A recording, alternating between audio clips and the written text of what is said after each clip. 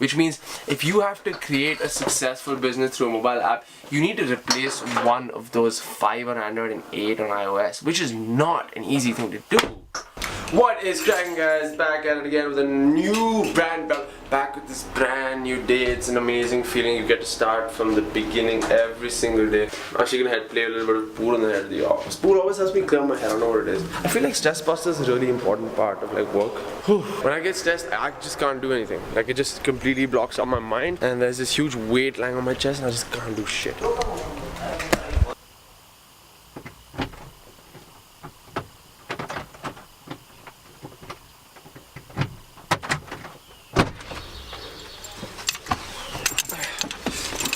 It genuinely is the most annoying thing in the world to have that kind of a weight on my mind.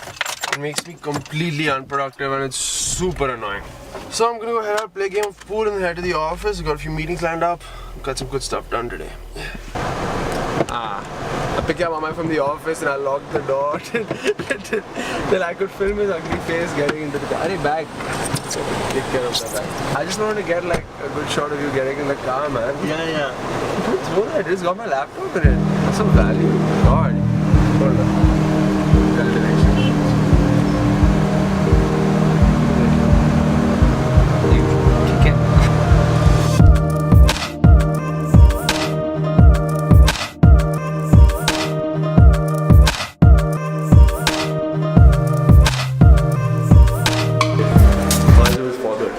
There's a cool pool place near the office. We can play for a bit and then head to get everything done.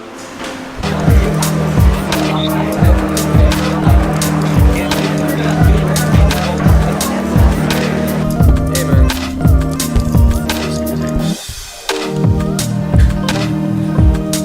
This is So because of the rains, the dude I was supposed to meet back at the office couldn't make it, so we're Skyping, and at 6:30 a few more people are coming. But let's go.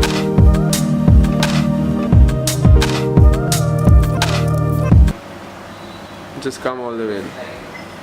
I'm on my chair. Now my car being messed up is not such a big deal overall. It's super old. It's 3 years younger than myself. It's 15 years old.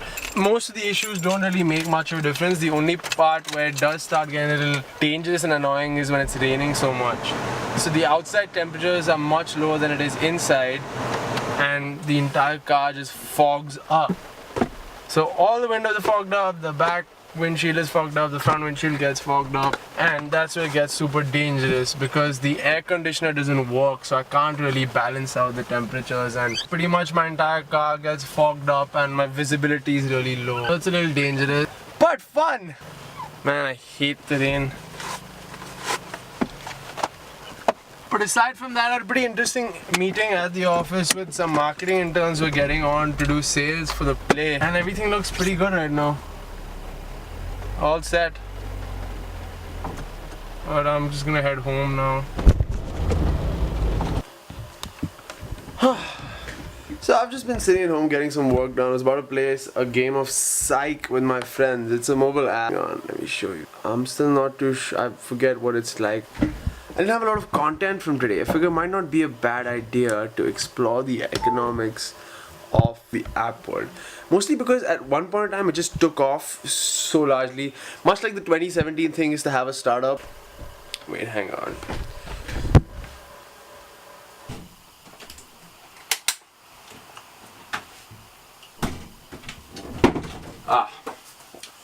So there's this book I read a long time ago called Appillionaires.